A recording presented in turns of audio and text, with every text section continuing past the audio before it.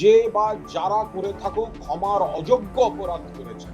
তৃণমূল কংগ্রেস পাশে থাকে এই কারণেই বিপুলভাবে আবার তৃণমূল কংগ্রেস প্রার্থী জিতেছেন। কিন্তু সেখানে চরম দুর্ভাগ্যজনক একটি ঘটনায় এক বালিকার মৃত্যু হয়েছে। আমরা তীব্র ভাষায় এর নিন্দা করছি। মাননীয় মুখ্যমন্ত্রী মমতা বন্দ্যোপাধ্যায়ও তীব্র ভাষায় নিন্দা করেছেন।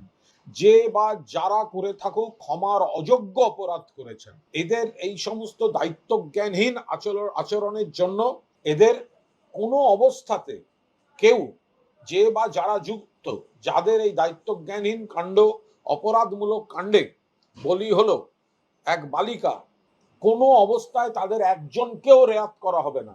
পুলিশ গেছে, এসপি গেছেন, ধরপাকড় শুরু হয়েছে। এবার কারা করলো মুখ্যমন্ত্রী পরিষ্কার বলেছেন, দল মত রং না দেখে গ্রেফতার হবে, হচ্ছে। ফলো করুন inscript.me